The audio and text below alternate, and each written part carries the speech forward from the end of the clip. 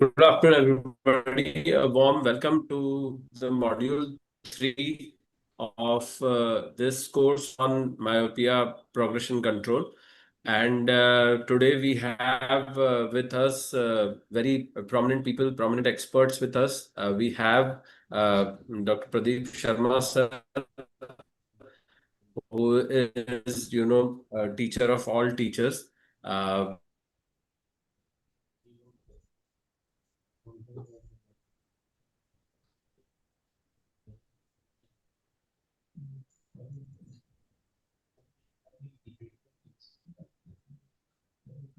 Hello.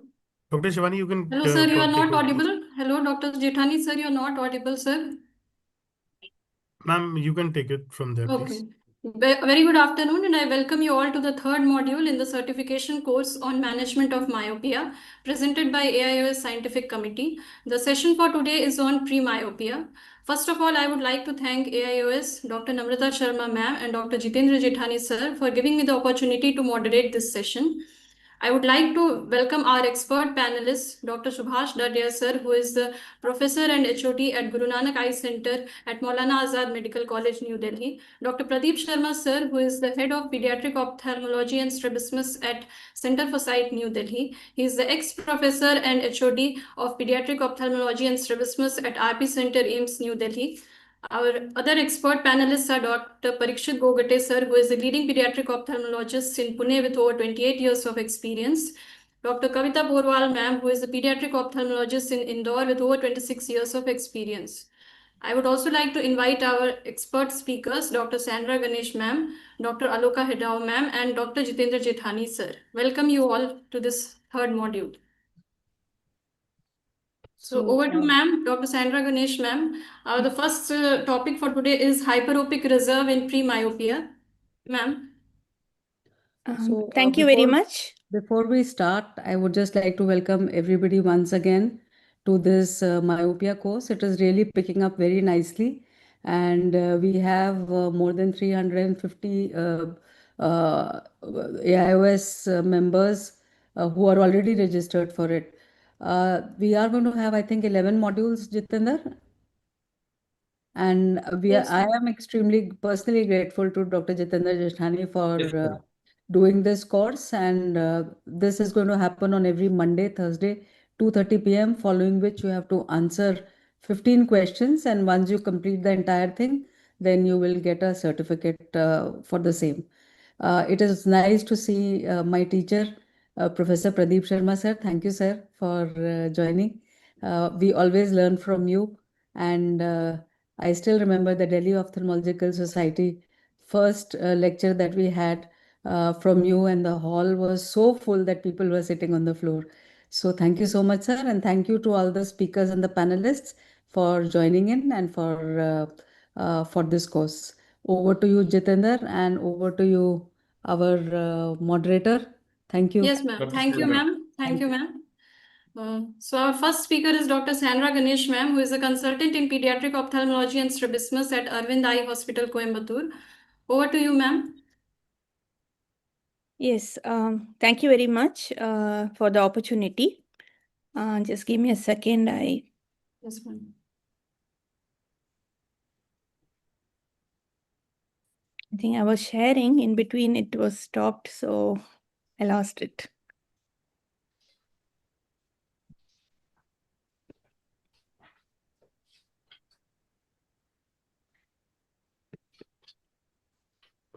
Are you able to see it? Yes, ma'am. Yes, ma'am. It is visible.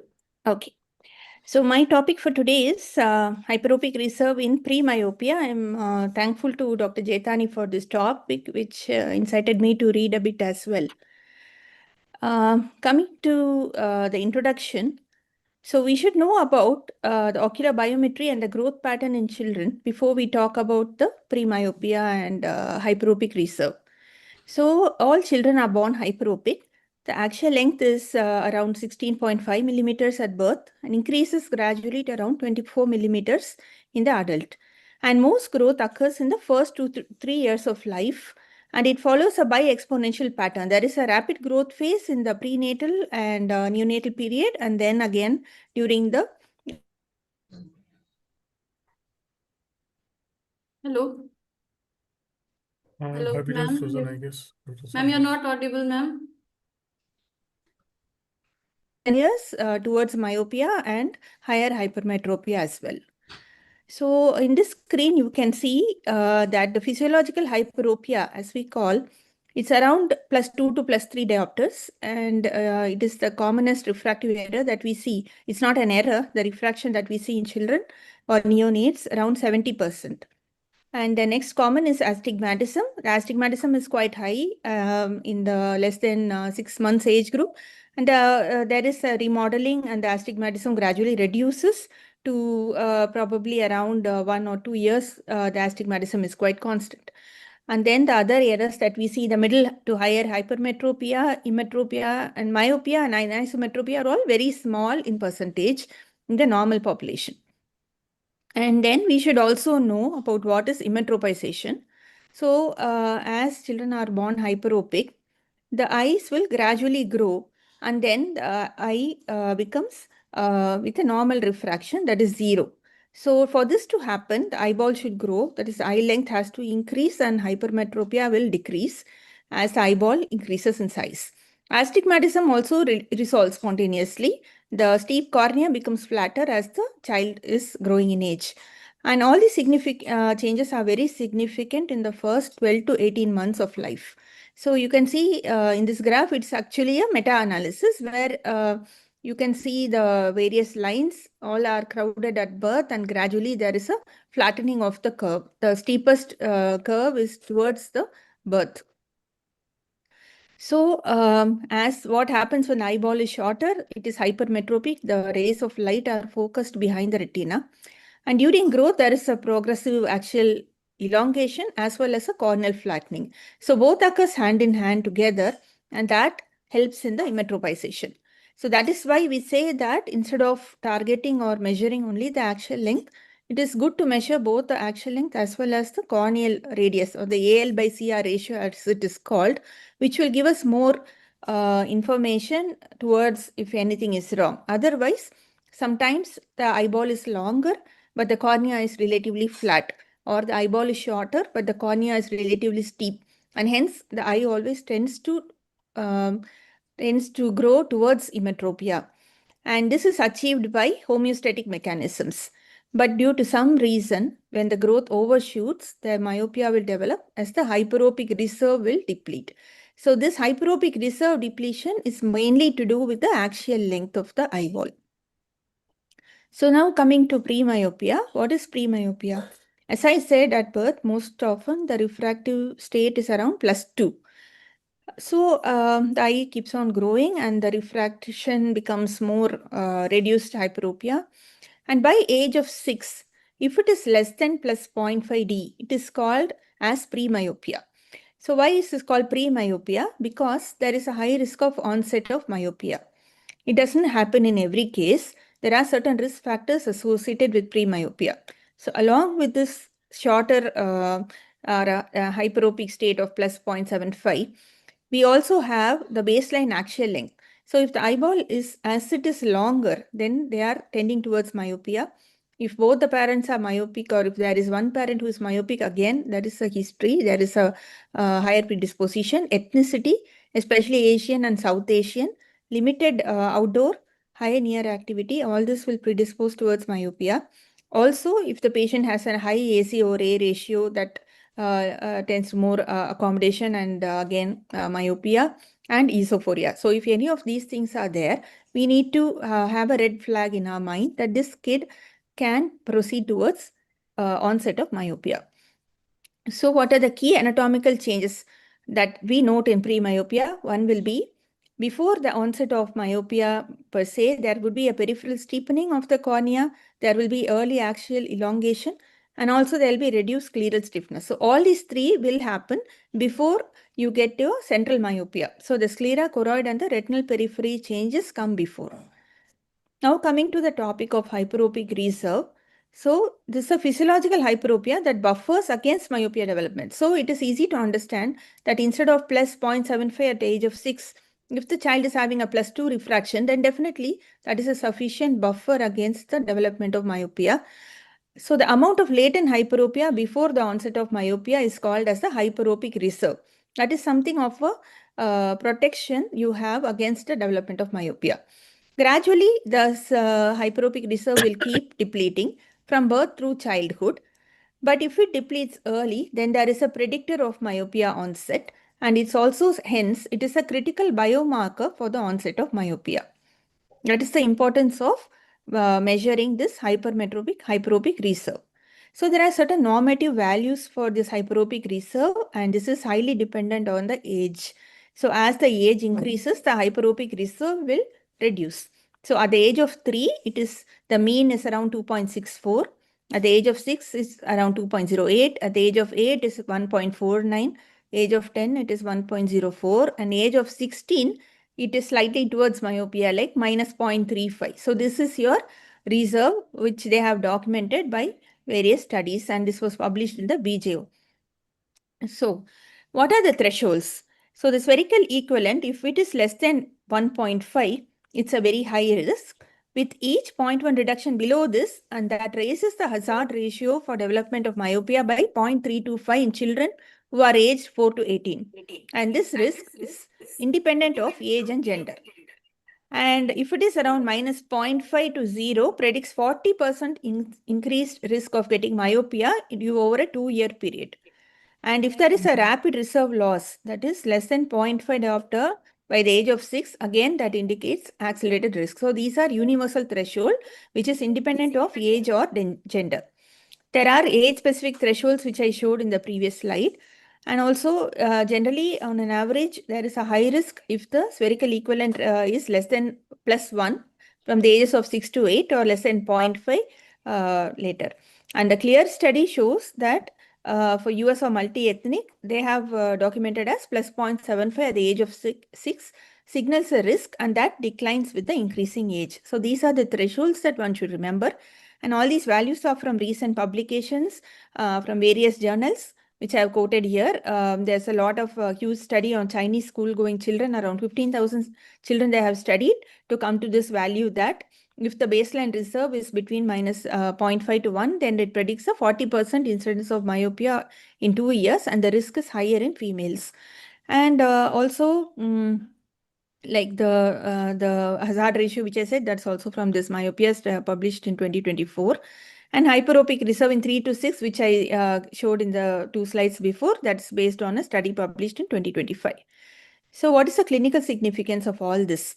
So you should just remember that if the hyperopic reserve is going to get depleted by the age of 6, then there's a high risk, definitely. You can say that the child is definitely going to become myopic.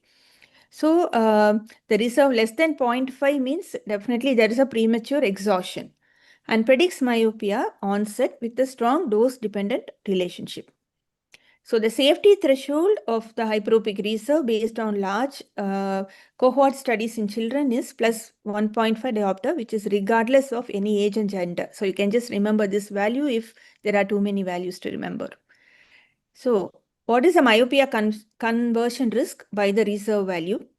Minus 0.5 to 1 reserve, 40.27% of myopia incidence in 2 years. Plus 0.5 to plus 1 is a moderate risk. Plus 1.5 to plus 2D, it is a low risk. And if it is more than 2D reserve, it is 3.33% myopia incidence. So if it is more than 3, there is almost no, there is no risk at all of myopia. So the normative value of hyperopic reserve and the myopia will, this is what has been published in BJO.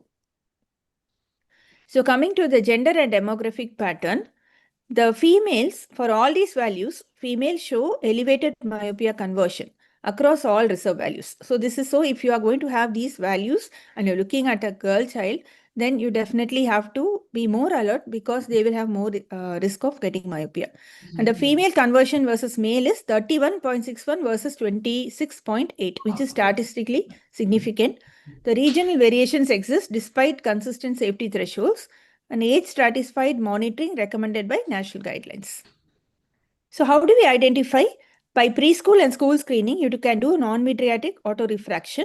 And if you are having a high risk of, if it is falling into a very low spherical equivalent, then you can flag as premyopic or a less of hyperopic reserve, and you can send the case for a full cycloplegic refraction. So the safety threshold is plus 1.5. Document the axial length. You can also document the AL by CR. If the AL by CR is more than 2.91, then it would indicate hyperopic reserve insufficiency. Any value more than 3 will be seen in myopic patient. So annual screening frequency is good. Prioritize females, preterm and near work heavy groups. In preterms, you can get more of myopia and also astigmatism, which would be mixed, combined with questionnaires on near work. So these are all the ways you can identify these at-risk kids. And the work, I'm sorry for the color here. So you can confirm the cycloplegic refraction and biometry at baseline for all the cases which are flagged. Counsel the parents because there is a 50 to 70% lifetime risk reduction per year of delay of myopia. There is, and intervene. So the initial intervention that we say would be increasing the outdoor activity, though whether we need to treat with other atropine or glasses, myopia control glasses in pre-myopia is still very debatable. Keep monitoring the spherical equivalent natural length, but escalate if the child becomes myopic. So outdoor activity recommended hours is more than 2 hours per day. Continuous of 15 to 40-minute bouts would be required, and most effective first line with minimal side effects. So it is good to have these children from the beginning doing this amount of outdoor activity. It is less protective for already premyopic children. Enhanced effect in child with preserved hyperopic reserve is seen. So all these are more of a prevention, but at least even in premyopia, it is pretty good. Once there is the onset of myopia, it has a lesser effect combined with near work limits. Others, whether optical, pharmacological or light, is all very debatable as of now. To identify these category children, give more of outdoor and keep them under close follow-up. So establish longitudinal refractive profiles for all children, regular monitoring for hyperopic reserve dynamics, personalized myopia control based on the reserve levels, and school-based ophthalmology outreach program where you can identify these kids. They are not going to really walk into your clinic unless they are a sibling or they are come with some attender, but school screening would be an ideal way to look at this. So hyperopic reserve is a critical predictor. It's not just a measurement, and key intervention in low reserve children will challenge the outcomes. So future generation will be looking at reserve monitoring. It will enable personalized evidence-based prevention of myopia progression in at-risk children. And we need refined thresholds based on ethnicity and regional data that will come with, if we keep, adding on to the data on this reserve and integration with AI for risk stratification, we may be looking at all this in the near future. Thank you. And most of these slides are based on research which has come out in last year or this year. Thank you. Thank you, ma'am. That was a wonderful and very precise talk. And I would like to ask that, like in lasered ROP babies, they are at high risk for myopia progression. So how often do you keep them on follow-up? When to start and how often do you keep them for follow-up? Lasered ROP has a high risk of progression towards myopia. So I would say we start counseling the parents from the beginning that there is always a risk of these kids having the need for glasses, and the glasses is going to keep increasing. So as they come for the ROP evaluations initially, post-treatment, then we see them at 3 months to look for visual milestones because they have a risk of CVI as well. And if all that is good, then I would, we are again see at 6 months and 1 year, and then once the myopia starts, probably every 6 months would be. So I would say from the beginning, these kids have to be under close follow-up. Close follow-up. Yeah, but sometimes we do see kids who have, sometimes they don't get it. We don't, yeah. We have to keep them under close follow-up. Yes. Okay. One question, madam, from the panelists. Am I audible? Yes, Yes, sir. please. Yeah. So Yes. he has Yes, asked you that are. how do we measure the hyperopic reserve? Yeah, so as I said, Absolutely. if you're in a school screening setting, if you have an access to an autoref, you can non-mydriatic autoref, you can do it, or you can just do the retinoscopy. If the retinoscopy is hyperopic, then there is no cause for worry. So if it is less hyperopic, like what according to the age thresholds which I mentioned, You can, right now we are not doing it. We are only doing the cycloplegic refraction for children who are myopic or so.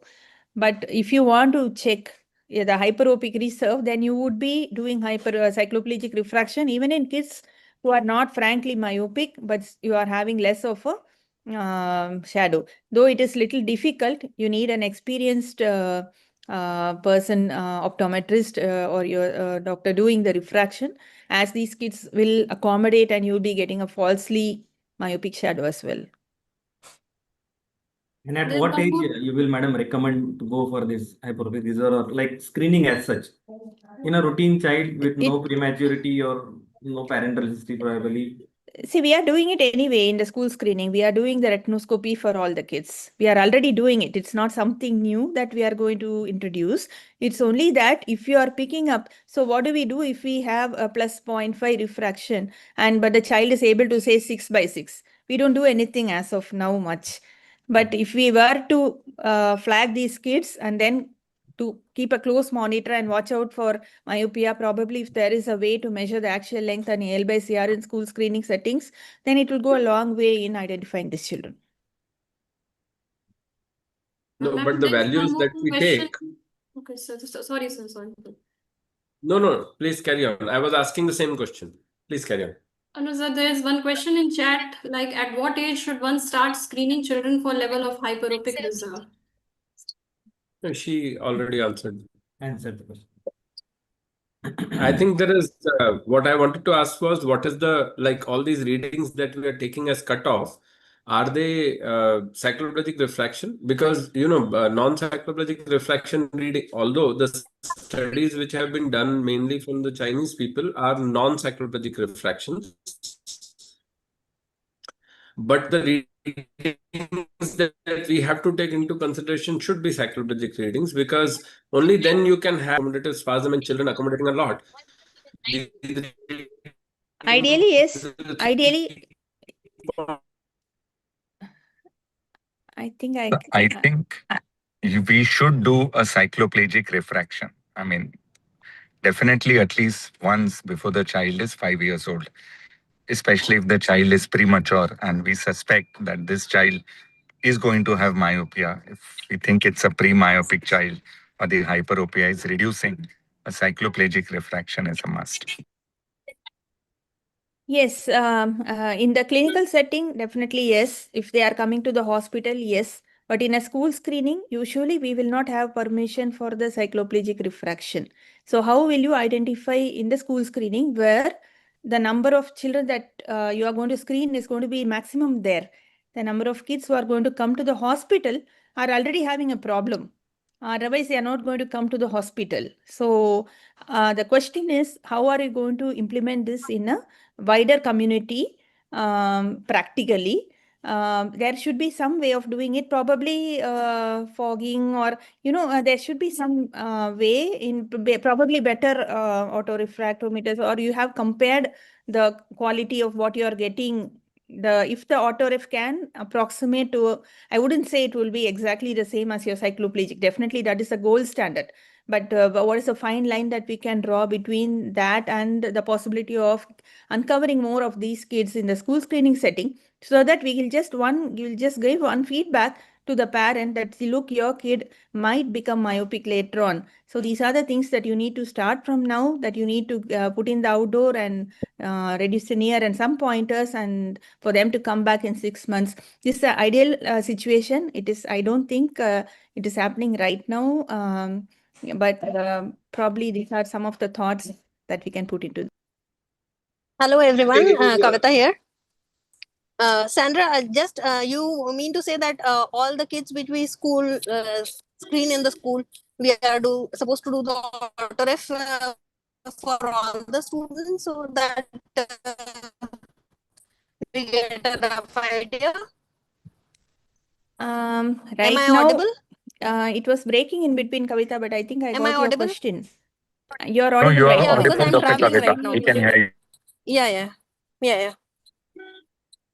Yes, I got your question. So Yeah. it's almost similar to what I have been answering.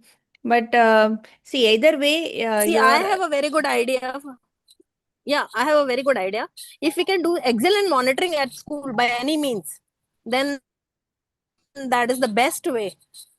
Actual Means length you get can a be exact, yeah, rough idea. You get when you have a master. If you can have a master in your school screening van, I will master 700 or something. You get a complete chart of the kid, and then you can screen whichever kid requires that, and you can get those kids to your hospital.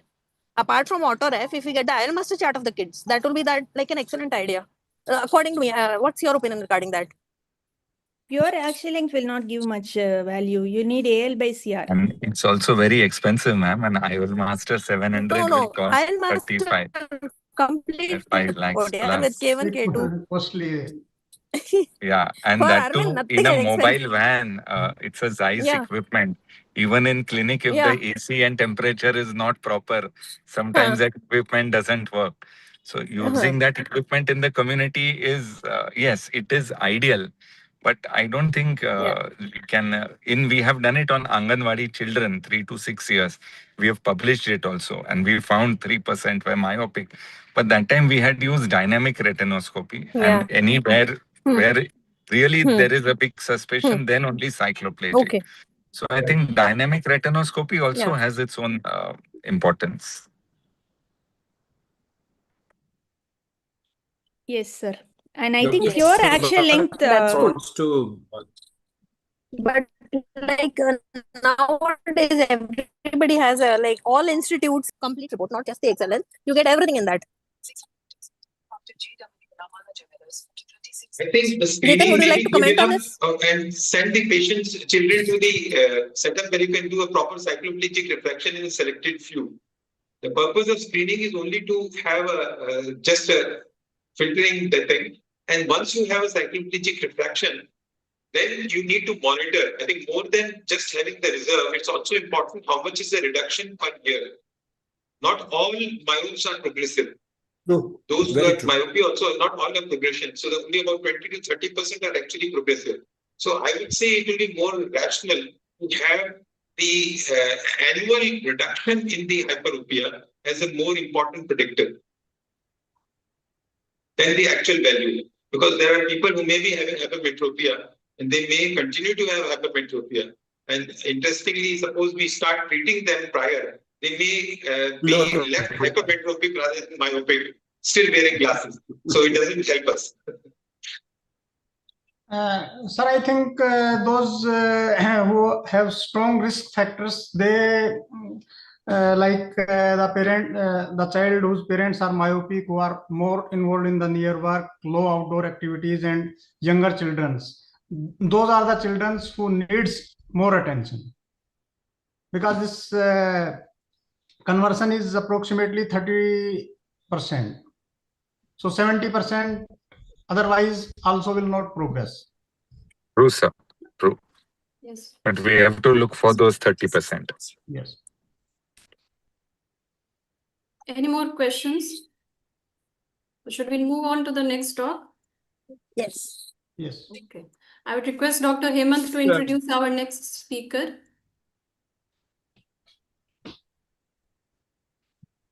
So you're not audible. You're not audible. No, I thought there was a question whether it was mandatory to use cyclobentonate or homide, but I think that has already been discussed at length. Yes, sir. Yes, sir. Please Yeah, go ahead, and even please. last time it is discussed about the which Last, cycloplegia is the good for that. Better. It depends True. upon the it clinician was to discussed in clinician. module 2 also. Yes, sir. Yeah, we Module have 2 covered also. which cycloplegic refraction should be used. Yes. So any kind of only thing is probably cycloplegic refraction is a must before prescription. That's what we can learn from this. Now, I would like to invite our next speaker, Dr. Aluka, and she has Dr. Aluka's Eye Care at Hyderabad and the senior pediatric ophthalmologist. So I welcome Madam to the talk, and she will be speaking on myopia prediction in pre-myopia. Over to you. And I hope my slides are visible. Yeah, now they are visible. They are, right? Yes. Yes. So a lot of the questions which were there in the first part may be answered here, and there is an overlap here. But why are we talking about this? Of course, we know this global crisis, and 9.8% is predicted to be high myope by 2050, which means these are the children which will be younger at diagnosis. A lot of our Indian children now have high parental history because the previous generation had myopia, poor lifestyle, and we have racial predilection to get myopia. So that's why we are all talking about this risk assessment, identifying early. Now, I feel it came from diabetes, where before the disease onset, we have something known as pre-diabetes, and now we have something known as pre-myopia, where we want to intervene before the disease onset of myopia.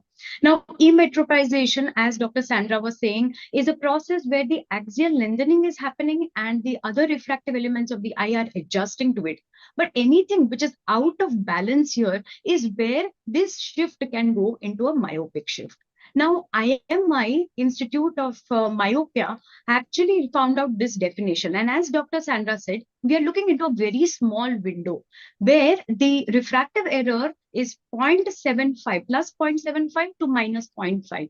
And these are the children which at that proper age and risk factors is where we want to intervene. Now, as doctor was saying, that the incidence of pre-myopia was also studied in a lot of all these studies. This was a Taiwan study where 28% of less than 7 years age group were found to be pre-myopic. And the prevalence is very high in all the studies across the globe, which means that a large population of this is waiting to become myopic as they enter school life. Now, which are the risk factors and which are the patients where we are suspecting them to turn into myopia? First is the parental myopia, visual environment, binocular vision, and what is the current refraction and biometry.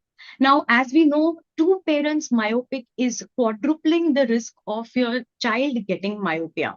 Visual environment studied repeatedly, less outdoor time and more of near work activity is getting pre-myopes convert into myope. Binocular assessment, as Dr. Sandra was saying, esophoria, the patients who have high AC by E ratio have 20 times more risk of becoming myope. Accommodative lag, intermittent exotropia. So these, when seen with a pre-myopia, are definitely highering your risk factor for these children to become myope. Now, current refraction, very important here. This clear study, which has been talked about repeatedly, was a longitudinal study over 11 years. And they again said that the threshold, what Dr. Sandra was saying, the hyperopic threshold keeps reducing with age. So at 11 years of age, if a child is plano, he still has risk of becoming a myope. And these are some terms which let us clarify this being a module: spherical equivalent, axial length, AL by CR ratio, and subfoveal choroidal thickness. These are the ones which have been studied over and over again in many studies to study pre-myopia to myopia. So spherical equivalent, as we all know, is spherical power plus half of the cylindrical power. Axial length, as has been discussed, you have A scans in your hospitals as well as optical biometers, and measuring axial length for each child walking in, especially low myopia or first diagnosis, is absolutely mandatory. Now, what is this AL and CR ratio? We are hearing this new term. Now, it essentially means your axial length increases over a period of years and the cornea flattens. Now, here, if you see, if the axial length is increasing more, that means the AL by CR ratio is increasing. Now, this is a normal ratio where around 3 is considered to be normal. Anything more than 3 in a pre-myope again increases the risk of myopia. And subfoveal choroidal thickness has also been studied in many studies. As the axial length increases, this CFCT reduces. And therefore, if you longitudinally study the pre-myopic children and find thinning of the choroidal area, these are the patients where they are converting into myopia. Again, the clear study. And now this one was published just last year, November 25, where they had machine-based algorithm. And they studied all these were the parameters that were studied, that is parental myopia history, uncorrected visual acuity, spherical equivalent, axial length, AL by CR ratio, subfoveal choroidal thickness. And what they found was that the machine was able to predict to a large extent those pre-myopic children which were converting into myopia. They found a high risk, 49.3% of myopia in this cohort. The spherical spherical equivalent, parental history, and age at onset of premyopia were the specific risk factors which were very significant for converting into myopia. Now, this study by Wu et al. Also tried to form a nomogram. And here they again they did a point kind of system. If you see here, they studied uncorrected visual acuity, spherical equivalent, what is the axial length, what is the AL by CR ratio, and they made a little point system here. And they found actually this one to work and had a high specificity in diagnosis of those children from pre-myopia to convert into myopia. Nanjing Eye study was also a population-based cohort over 2 years, and they found axial length and AL by CR ratio were very high predictors of future myopia in this pre-myopic age group. They found axial length more than 21.42 and AL-CR ratio of more than 2.77 to be most strongly associated and higher risk in where both parents are myopic. Now, this comes to our important point that what are the myopia calculators, and do we have something like this? We have free online calculators available, and I'll take you through each one. This is readily available called BHBI. As we know, it's a free calculator, and you go here, there's a non-myopic patient, which means we are studying pre-myopia, and see if you can select an age of 6, and if you put in your refractive error, say of plus 0.5, and you put a history here, you will get a probability chart there. And this is very useful to counsel your patients, and they would understand why they have to go through it. If you change these parameters a little bit, make it a plano at 6 years age with both parents being myopia, look at the high probability of these children becoming myopic. So this is a very important tool. 14-year-old child. So increase the age, plano here, none of the parents are myopic. So you see down the risk of or the probability of myopia goes down. So there is another one called Premo, and this one is again pre-myopia. So it is predicting myopia onset. Again, free software available. And if you put something like this, you will get a breakdown, you'll get your myopia risk score, and they take in various parameters like parental history, what is the axial length, what is the myopia at beginning, what is the myopia after a year. There are some of the softwares also take your K readings, and this way you can, patients can actually go online and do it themselves. They give you a refraction, what is your refraction compared to the population in your area, and what is your axial length, and they give you guidelines. So these are again good. There is myopia care, but of course this one is more for myopic children already. Their starting point is from 0.5 minus 0.5 diopters, and then there is this universal myopia calculator. Again, it gives you these beautiful graphs and the forecast when you see the child as to what will be the myopia by 18 years of age. LVPI, of course, has its own calculator, myopia progression risk predictor. And if you put the data like the age, the axial length, the K reading, then they would actually give you again tips and treatment options to control the myopia. But going through all these softwares, I feel BHPI and Premo were the ones we are working on pre-myopia, and they can be used in your practice, at least to be used for counseling. So I think pre-myopia is an alarm bell. It's like pre-diabetes, where you know that you can do something, some interventions, and there are some treatment options also available, which will be discussed by Dr. Jitendra. Thank you.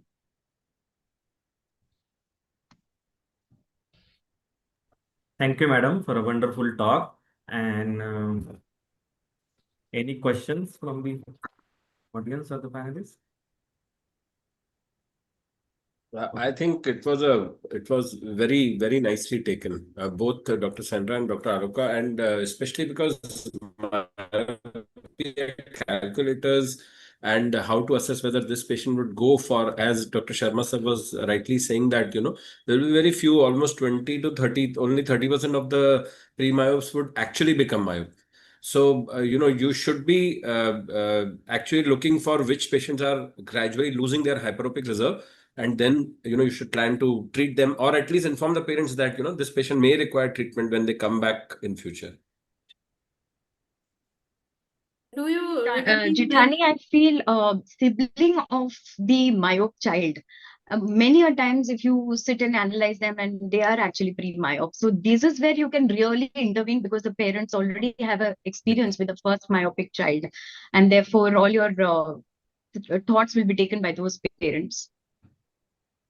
I think all those with the risk factor, they must be treated because those are the persons who are going to develop this myopia. So do you recommend like low dose atropine in these patients who are at high risk, both parents myopic or like siblings are There myopic? is a lot of controversy regarding that, but high risk patients, they should, in my opinion, should be treated with low dose atropine. Yeah. One question I I think have the key is, yeah. Yeah. Regarding like, sir, if we go for say refractive correction in a normal child who don't have any complaints at present, okay, and then we follow some American Academy of Pediatric Ophthalmology guidelines regarding the age and the refractive error status, or our All India has come up with some guidelines. Like, so for example, I have a kid like twins, and one is following with me for the squint for last like 3-4 years, and other child is normal. From parents' point of view, there is no problem at all. Now, last time also, I just do a retinoscopy and later I told him that child looks myopic. So probably you should get him also checked every time once you come to me. Then this time they agreed to get a cyclodone at least. Now one eye is -3, and they are like 4-year-old now. And my one eye is -3 and another eye is -2. Now till the parents are not convinced to go for a glasses because they think that there is no problem. And if you find the guidelines also, they say that okay, -3 at 4 years is probably okay. Anisometropy -1 is also okay, but they are like consensus guidelines. They are not the studied one. So what we will call them? Whether we'll call them a pre-myo or what we are waiting for? Whether we should intervene immediately because already child is myope at 4 years of age. But the guidelines suggest that even -5 at 1 year is okay. Probably we should not intervene because I don't know whether it is physiological or how the consensus guidelines came up for prescribing the glasses for a 1 year, 2 year, who are already myopic at 2 years of age also. So how to go ahead with Labeling, there is no confusion in the sense that a diabetic is a diabetic, not a pre-diabetic. And this is a myope and definitely not a pre-myope. Of course, the debate about treating, not treating continues, but the labeling of your diagnosis is a myopia, in my viewpoint. I That think there consensus, are yeah, it's a little yeah, confusing Chandra, go only. ahead. No, the consensus, actually, the AAO consensus guidelines are a little confusing because, like how you said, the -5 at 1, I think most of the practitioners would give the glasses in that situation. Yes, Yes. absolutely. Yes. So it is I think in the probably, Indian guidelines, I don't think at 1 year -5 you can forego. I mean, maybe in the APOS guideline or the guideline which have been made by APOS, I don't remember that, but the Indian guidelines, I do remember that. I think we have all the people here who were part, and I think this particular it point is, was discussed also. I think Indian is -3. That you can't leave a -5. Yeah. So I think mean, if that cycloplegic is- refraction has been done, Ji sir. I think that's why we have changed in the Indian guidelines, Yes. considering our scenario that we may not be having a regular follow-up like they have. Our guidelines are different from American guidelines, sir. Yes. Yeah. Even otherwise, So even in, just for a doubt, even in the Indian guidelines, we don't prescribe like -2 and all, but they are not going to become emmetropic, isn't it? They are definitely going to tend towards myopia. It is unlikely that the -2 is going to become 0 as the child is going to grow. Unless, because these are cycloplegic refraction values. Do you think that the child can emmetropize to the like 0 refraction? These guidelines are made for the reason of amblyopia, not Yes. for regulating Yes. myopia. Let's understand the logic there was this. And the earlier myopes may not necessarily become more myopic. So that's also a thing. So just because they have myopia, we should not be jumping to start treatment. I again and again emphasize, even people who have myopia, we should see a progression, at least a 6-month difference, if not in 1 year, that they have progressed more than 0.5. Then only we are justified in starting any treatment. Recommending behavioral changes are fine. You can suggest that, okay, 13 hours a week outdoor activity is fine. But suggesting them to start low dose atropine or classes, I feel is overkill. So I think what I was trying to respond to Dr. Hemant, your question was that, there are 3-4 things in your question. One thing is that, as Dr. Aloka has already said, they are definitely myopes. Pre-myopes are patients who do not have myopia or have a myopia of less than 0.5, and there is a risk that they might get converted to myopia. See, everything, as Sharma sir has rightly said,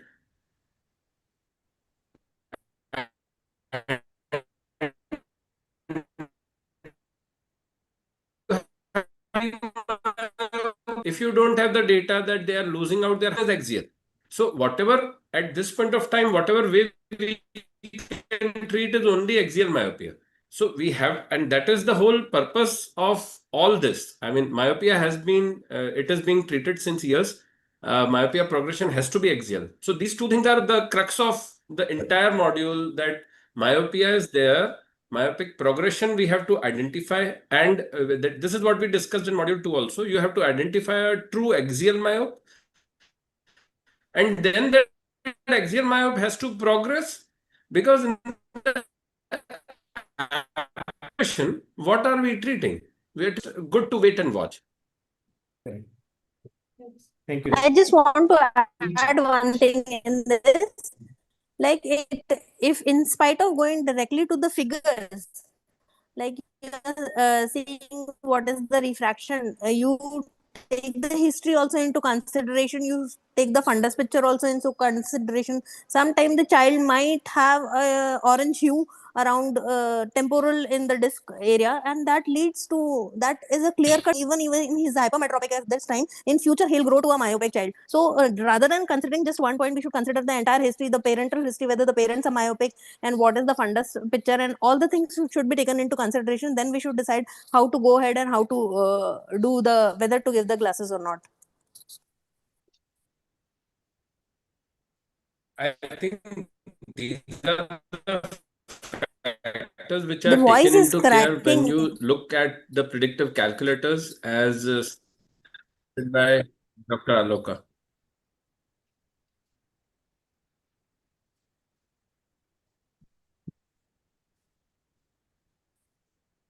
There's a question for Dr. Yeah, Pradeep Sharma, sir, that's true. in chat. Hello. Yeah.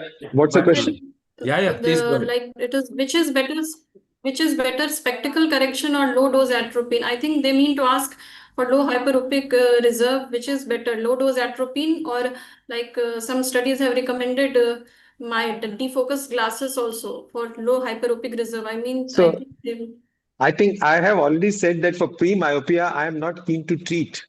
yes, I sir. would be seeing at least a progression, in the Yes. sense that Right. there is a reduction of the plus hypermyopic correction more than 0.5 in a year's time before I jump to treat. I would rather be more conservative for pre-myopes. Yes, sir. Yes, sir.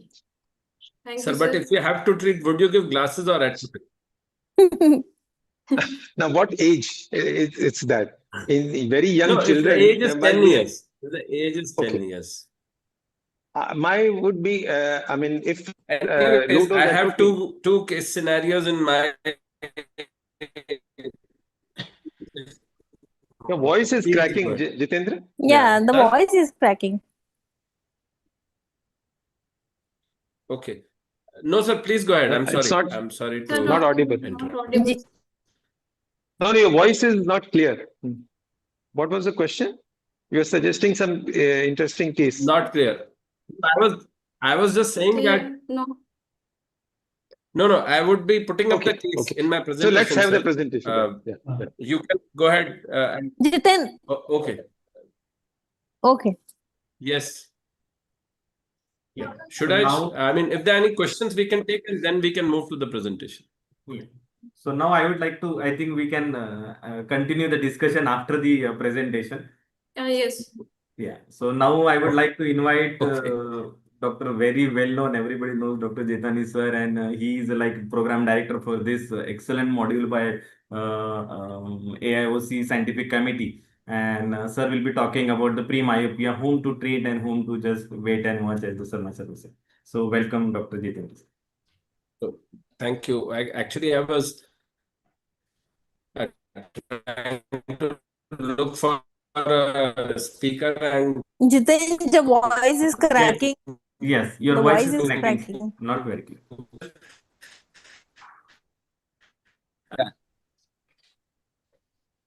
Okay. Is it coming now? Yes, sir. Yeah, Yes. better. Should Clear. Is it coming now or? Yes, Yes, sir. Yes, Okay. now it's yes. audible. No, sir. Yes, It's clear. fine, sir. So I think we should all thank AIS and Namrata madam for especially Namrata madam for believing in this particular module.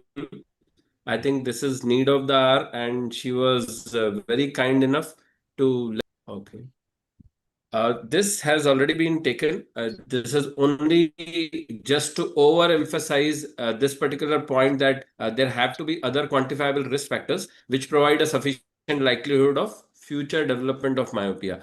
See, as we have been back and forth arguing and discussing that there has to be quantifiable risk factors with regards to age and baseline refraction. So at this point of time, what do we know? What is important in pre-myopia is, of course, the baseline power, as has been discussed by Dr. Sandra on what is the hyperopic reserve, parental myopia, sibling myopia, and baseline age. This has already been talked about.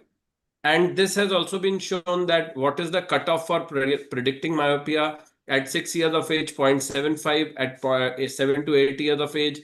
This is the myopia calculator, which has also been discussed. And so I come to the workup of pre-myopia, what we do is we do this as the must do things, which is visual acuity and slit lamp.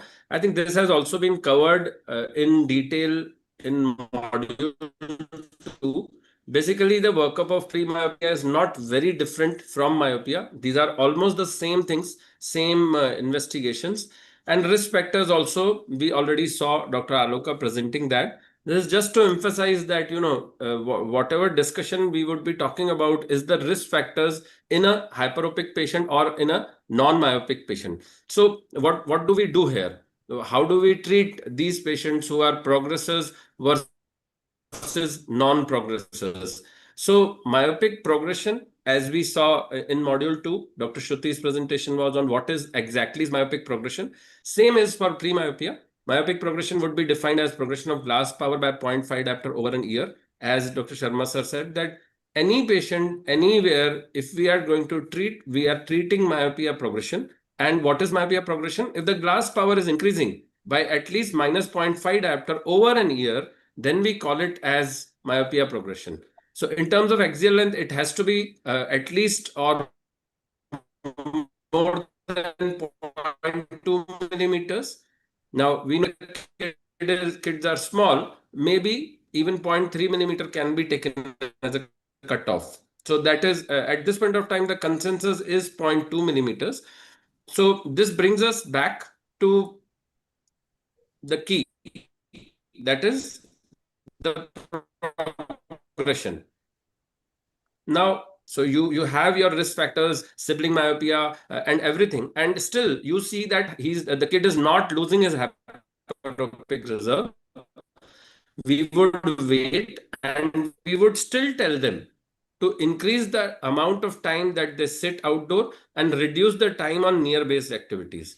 And if you see a pre-myop who is progressor, not that we would not give them this recommendation, but if we see a patient who is on a constant, over a period of 1 year, over a period of 1.5 years, you have seen that patient is actually losing the hyperopic reserve. You have done peripheral refraction. You have seen that accommodative lag is also on the hyperopic side and has a high accommodative lag. Despite talking about behavioral modification, the kid is not following behavioral modification. And if there are sufficient number of risk factors, you can think of these two, which we are going to discuss about which one to do, whether to do atropine or whether to do myopia control glasses. So lifestyle modification plan is pretty simple. You tell the patient to reduce the second part centimeters or more. So they have to at least keep a distance of 30 centimeters. I think this has been discussed in the last module. Food, vitamin D or refined carbohydrates make a difference. But yes, there is some anecdotal evidence, not planning that, all of us how to take a patient. So this is one patient, age is 9 years, male patient. None of the parents are myopic, but high for near work, high on screen time, very less outdoor activity. And this is the patient. This is right eye of the patient. Patient started in October 2020 and refraction was +1. You can see the axial length. It is gradually progressing.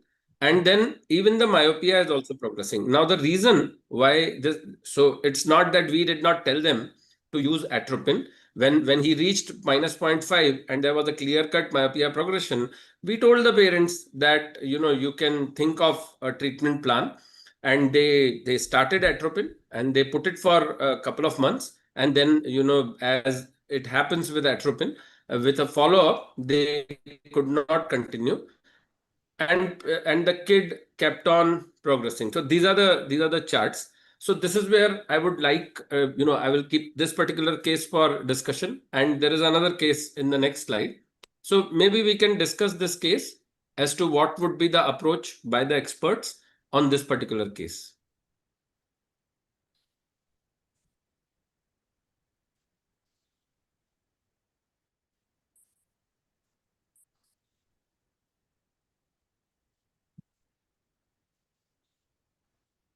Am I audible? Yes, sir. Can we discuss this case? Sir is there? Kavita madam, can any expert or Subhash sir is there? Yes, sir is there. No. Sir is also come. Sir, your comments. Yes, this child needs treatment. Okay. But whether we should give glasses or we should give atropine? Low dose atropine is my preferred choice. Sharma sir? I would also usually like to go for low dose atropine at the first instance, unless there is a problem with compliance of the putting of drops daily basis. Then I give them the option of the glasses as the primary thing. That's my approach usually. So, between this case and if the parents were myopic, would you start the treatment more earlier if the parents are myopic? That's correct. If the parents are myopic and I have seen the progression is there 0.5 diopter or more in 6 months, I would start the treatment. So I wouldn't wait for that much period. Yeah. Okay. I do agree with this, but I've seen many cases like after COVID, most of the kids are progressing like this and they are developing myopia. You cannot say that if the parents are non-myopic, the child is not going to get myopia. You can see the progress. The graph is very clear-cut, indicating that the progression is there. So No. My point was that if the parents are myopic, would we start the treatment little earlier or not? That was only. Any child having such a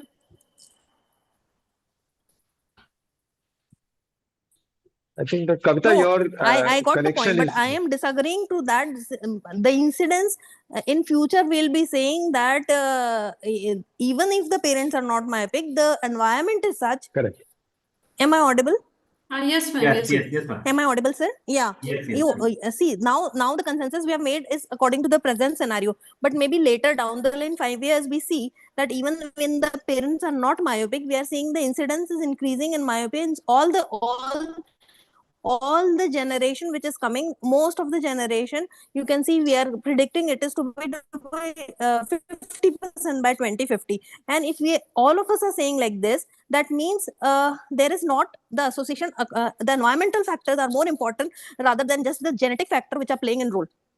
That is per se what I want to convey. That point is well taken. So if the progression is documented, you can start treatment. You don't have to wait for the parents to be myopic. Yes, sir. Yeah. Yes, sir. Yes, Dr. Kavita, it is not the single factor. They are the cumulative factors. We have to take each and every factor into the each and every risk factor into the account. Yes, sir. Yeah. So this was another patient. Now, this was 8-year-old, younger than the previous. So the older sibling is also progressive myope. Near work and screen time are not much, but there is no outdoor timing at all, as the normal kids are. Near work and screen time is not very high, but outdoor timing is not at all there, because he goes to the school and then comes back, and then he doesn't go outdoor, sits indoor only. So this is his chart, and luckily for us, because both the parents are myopic, they agreed on starting the atropine after the kid started losing the hyperopic reserve quickly. So just to show that, this particular patient, we started atropine and we could get some control of myopia. Although the kid did, I think after 6 months or so, I think after 1.5 years of good progression from April 22 to April 24, he had some progression. The only thing I would like to point out is that despite not seeing much of change in the glass power, axial length slightly does keep on progressing. Even when you start atropine, you do see a small 0.08 or 0.1 millimeter of progression over a period of 6 months. So that may not reflect when you see the glass power, but there is a small axial length elongation that keeps on occurring even when the kid is using atropine. That is almost in most of the patients. So if you want to discuss the case, we can go ahead. Yes. So, If Jitendra, there I are any think that is questions. also the observation with 0.01 atropine, that the axial length Yeah, may just one show question, progression. Jitin.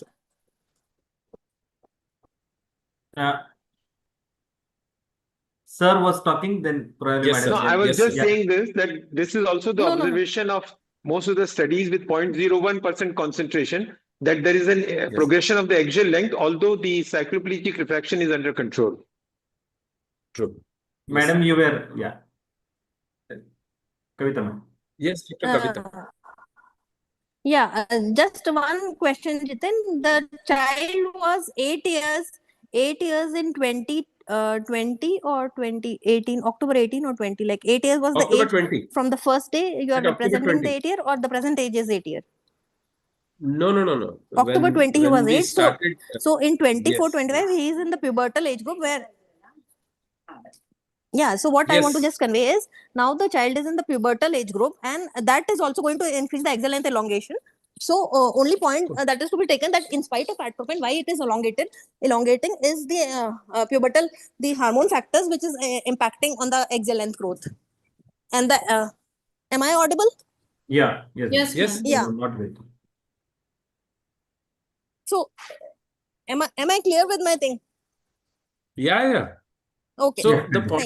the point that you are trying to make is that, as Dr. Subhash sir was rightly saying, that myopia is multifactorial, and sometimes, you would see that there is absolutely no progression, and that may not be exactly because of atropine. That may be because the kid is not. So there are phases which come for progression, and then there are some phases, and so it becomes very difficult to know what are we doing, whether we are justified in continuing, stopping. That is what makes it even more difficult. So that is the reason why it becomes very difficult to know whether your treatment is actually working, or it is the physiology because of which it has,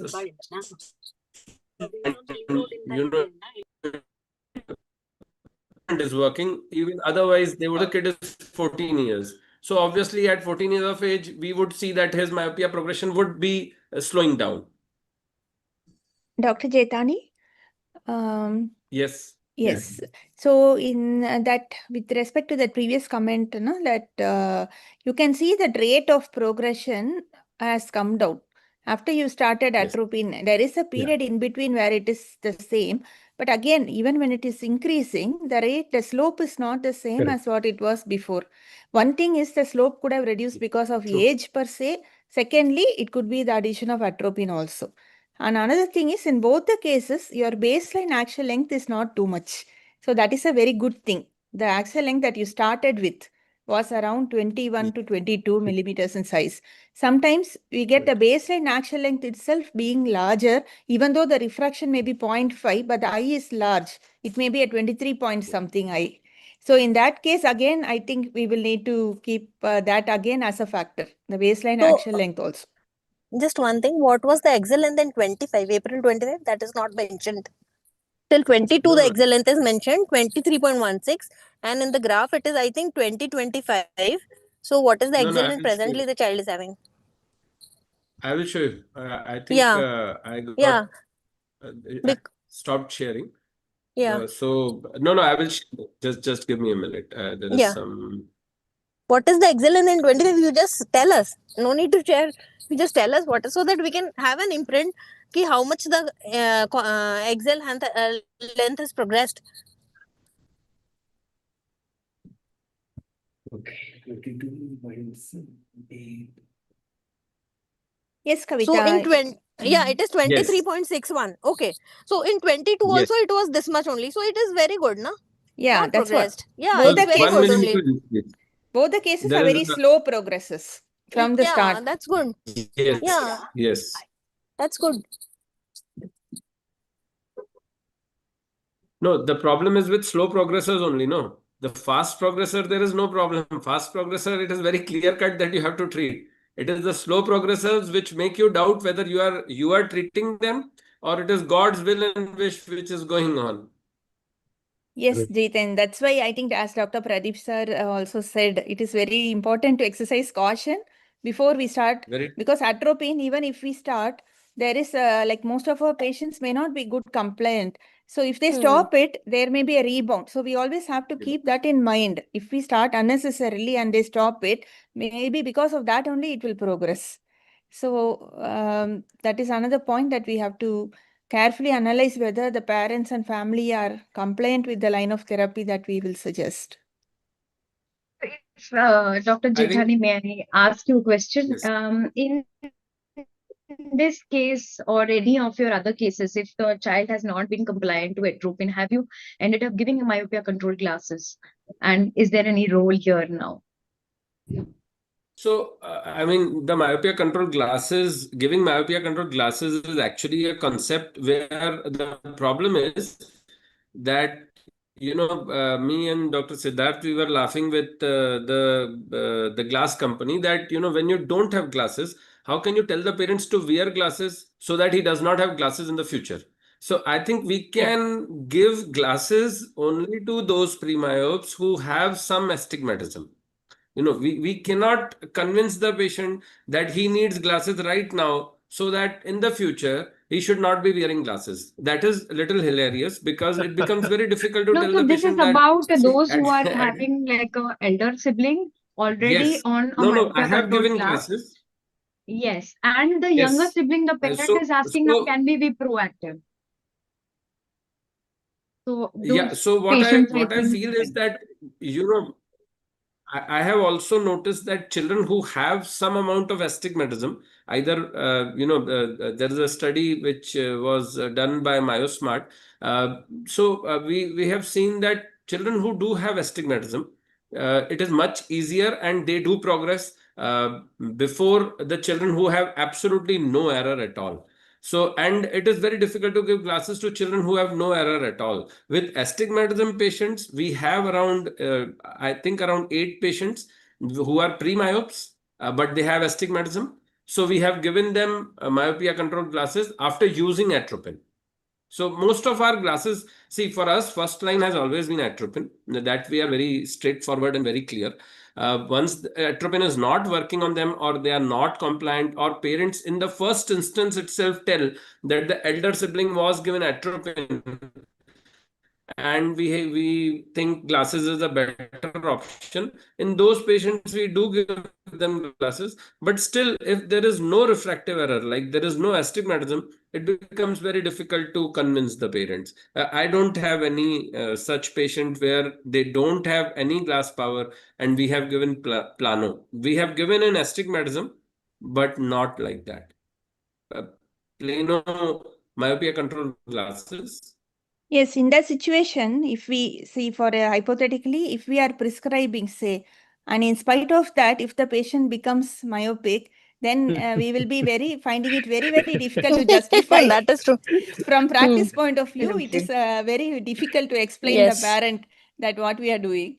And Yeah. another thing is, I saw one patient today whom we had given the DIMS classes around 1.5 years ago. The kid has myopic astigmatism in one eye and only astigmatism in the other eye. So it is like a case control, okay? The other eye is 3.7, almost -3 cylinder only.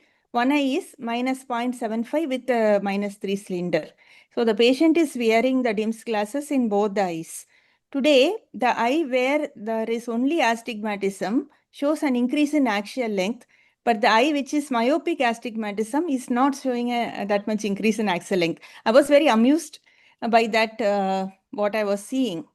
The thing is, the eye may be trying to emmetropize. See, the eye may try to balance each other sometimes, Yes. like between. So it is actually very, very difficult for us to titrate all these factors when we are going to give suggestions to the family. What will happen each case, we don't know.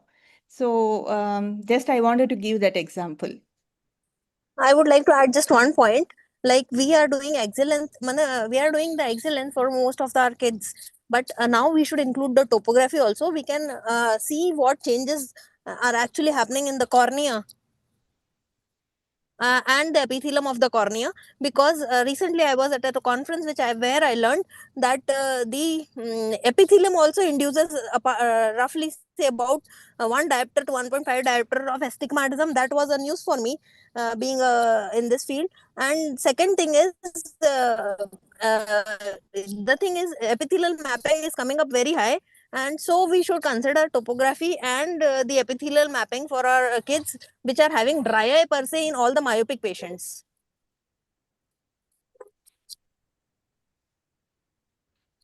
Any comments from anybody on this? Jitin? Honestly speaking, I don't Hello, have am I much audible? experience. Yeah. I don't have much experience on this, but yes, we so do. so it's just an No, we do keratometry not and all audible, the Jitin. patients who we are. Acha. Now it is audible. Yes, So sir. yeah, now audible. Yeah, what do you So I think all these patients we are treating who are purely axial myopes, we it should be was not doing audible. Just we heard keratometry and keratometry. That's it. After on a that, not small audible. suspicion. No. I mean, if you are doing keratometry and if you are suspicious that this patient can have having some problem, topography should be done. There is no doubt about it. Because at the end of the day, we are treating axial myopia. So we Yeah. have to rule out other forms of myopia. Just one more point to add, like because I don't know scenario, Sandra, what is the scenario there down south, but in our central India, a lot of dryness in the kids. What is the scenario there, Sandra? Dr. Sandra? Yes. No, I'm What just is the thinking, scenario? thinking for the answer. Yeah. How much dryness you are getting? Dryness in That is kids there is everywhere everywhere. nowadays If because Yeah. 100 patients, how many patients are having dry? I've not actually studied that, but mostly our patients who are Yeah. having allergic So conjunctivitis, we do give the lubricants and all. We don't find that much of dry eye per se in at least the less than 10-year age group. Maybe in the teenage when they are having more of academic demands and most of them are attending online classes and all, how they many patients are of you? tending towards dry eye. Yeah, and how many patients of I think we you are are getting with deviating eye from. rubbing? No, We are I mean deviating from the topic incorporating. of. I'm not asking to deviate. I'm just incorporating a new knowledge which I learned, which I'm called the pediatric group. It's just that we can incorporate like we are doing. I'll master in all the patients for excellence and other parameters to monitor. We can incorporate corneal topography also as a baseline measurement. We can have a study at least in your institute, Sandra and Jiten. You can have the study at your place how the topography is changing in the child as the child grows. What is there wrong in that? I think when dry eye is there, we have to treat the dry eye first before we take the topography. Otherwise, it will not come correct. So we'll have to treat the dry eye, then only take the whatever form of topography that you want to take. Otherwise, the pentagram is going to show flags which may not be there actually. Anyway, another thing, Yeah, Jiten, when you yeah. are talking about the axial length, so like what you said, the axial length will progress in spite of the treatment because see, there is something called the age-related progression. So whatever we treatment, we are going to bring it to the normal age-related progression. So only when they pass that age, probably over 16 in some or over 18 in some, when we totally see that flattening of axial length. Otherwise, it's going to definitely progress to some extent, but that will be with the like the hyperopic progression.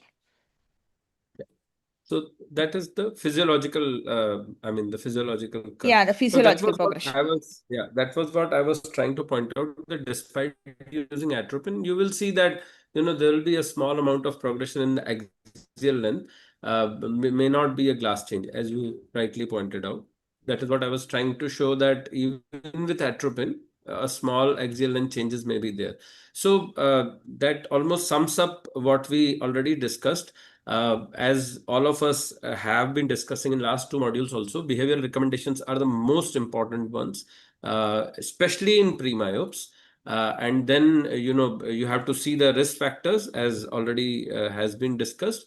Evaluation, we already saw that they are very similar to what we do in myopia.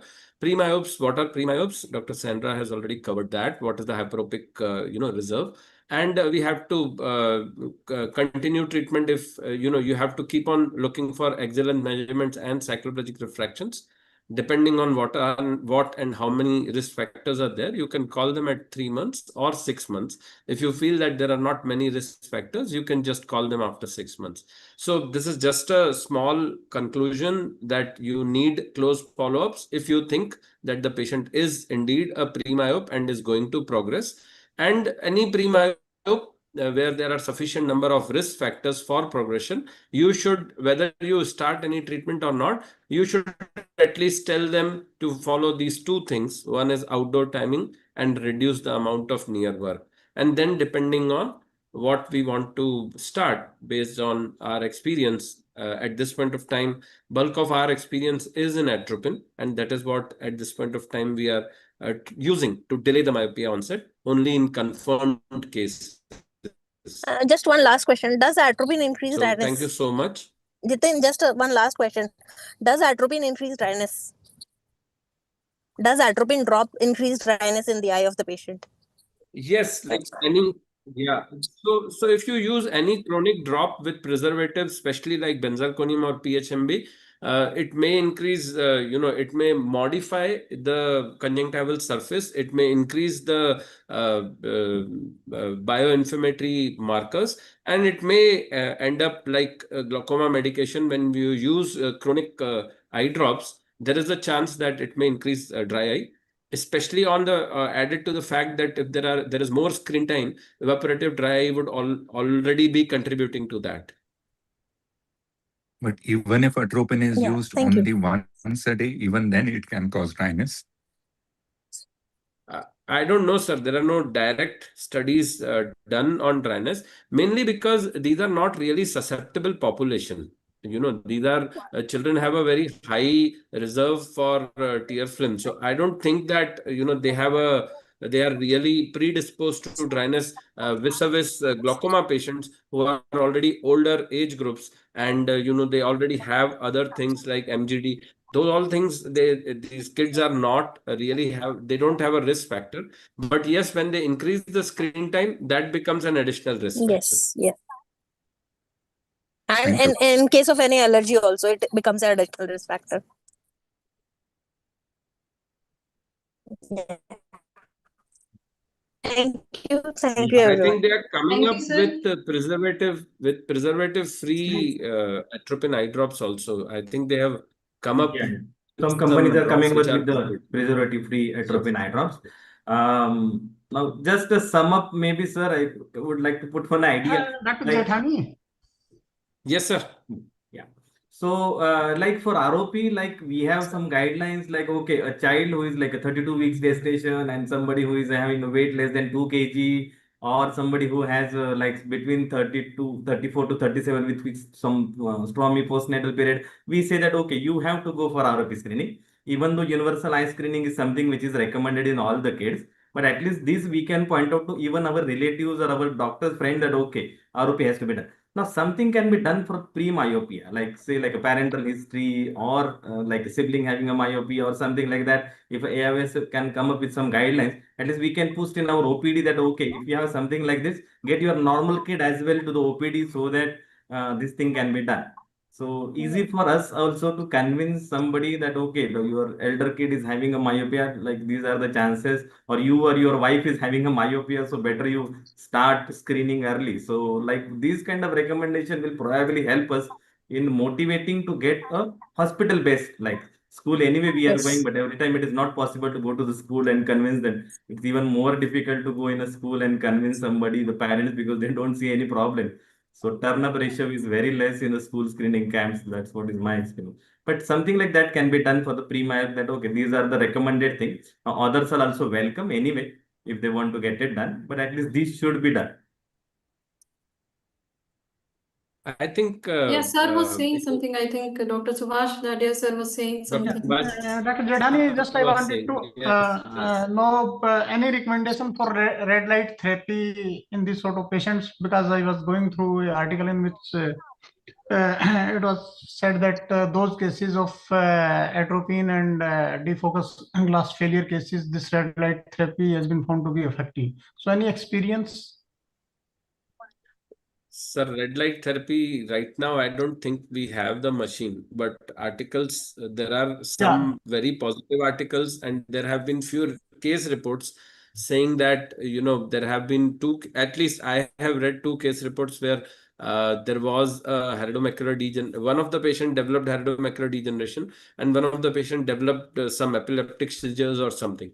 So red light therapy is something which is definitely, I mean, at least the Western countries are, there are a lot of articles on that. I don't think anybody, I think nobody is using it. I don't know No, whether no. Some Sandra, does of it? the doctors have the red light therapy even in India. Somebody in Mumbai has, and two doctors have in India. And I saw the machine. I think it is very patient friendly machine. And if we, Jitain and Sandra and all those in institutes can definitely have those machines. Sandra, no comments. Jitain, No, no comments. we are I'm very wishing best for you guys, yeah. No. no, because it's a laser light, I am Kavita. We will not get the approval for that. It's not a laser light. It's not a laser light. It's infrared light. Yeah, it's but not a still, laser light at all. Still. We floated the idea in our ethics committee long back, but we didn't get approval. Okay, so try again. Okay. Jitin, your comments? Sir, your comments? So I was approached by somebody for offering that. I had refused. I had refused because I am not personally convinced. Until we have some data, we should not be treating children as an experimental product. And secondly, the other reason which I am little averse to red light therapy is it's a repetitive therapy for which the patient will have to come to the clinic again and again for a few hours. So it's not a practical thing from my mind. I feel we should not subject. If it was my child, I would be very reluctant for that. True. Yeah, Dr. Salvin has commented in a box that China has banned the red light therapy for hazard ratio. So okay, good. They were the ones who were doing more studies with the red light. So wonderful. So that is out of question. But the guidelines, I think the experts are here. So if they come, it will be very but for China has banned the red light therapy, but they have made the school classroom with glass so that the child has a 3D vision even through the class. In the classes, the child can have 3D, the stimulus of the vision. China has got classrooms in the schools which are all 4 walls classes. So government, anybody? I think we can give some guidelines, Dr. Hemant. No, from Pardon? AOC, see, most of the schools are now I think giving there the are already homework and other guidelines are material. available. No, Pardon, I'm saying Sandra, what you're saying? information to the school, because most of the schools are giving the material in the smartphone, even from the primary class onwards. They are always using the smartphone for homework, even giving the homework. I think they can go back to the diary, what we used to have before, and write down the... No, Sandra, now... there is no reversal. You will not go from a Mercedes to a cart. Okay, so there is no reversal. Only thing what we can do is give them 3D vision, good vision, by giving them outdoor exposure. We can't stop. Can we leave the mobile even for a second? Tell me, whole day. When you're not with your patients and with your work, aren't you with your mobile? No, we are different. We are above 45 age group, but the children should not be using it. That I think we have to give a very strong recommendation to the school that less than 10 years, they should have that at least 1 hour of outdoor time and less of near gadgets. School should not promote. See, whatever they're doing in the home is different, but school should not be giving the material in the smartphone. I think that would be wonderful. From our side is doable. I think that if we are giving some guidelines, it will be nice. We can just share it in the media. Whether they agree or not is up to them. Sandra, there is Sandra, no reverse gear in life and no reverse gear in advancement. I don't agree with this. I don't agree with this. This is not possible. I think so. You are correct on per se in your thing. What is your thinking is per se very true. The question is whether it is possible or not. The question is whether we can give guideline or not. We can definitely give guidelines. As there is no issue. Yeah. So yeah. Thank you, sir. So, sir, any closing comments? No, I think this was a wonderful session. Thank you so much, Dr. Shivani and Dr. Hemant, for moderating the session very well. And I would like to congratulate both the speakers, Dr. Sandra and Dr. Aloka, for really wonderfully covering. These are really they are really research-based subjects, because we don't use these things in day-to-day activities. So thank you so much. In a short time, you could come up with wonderful presentations. And my personal gratitude to Dr. Sharma sir, Dr. Subhash sir, and Dr. Parikshit sir, and Dr. Kavita for agreeing to be the experts and sharing their views. So thank you, everybody. And we would meet next Thursday. Module 4 is on atropine for myopia. Thank you, everybody. Thank you, everybody. Thank you, everybody.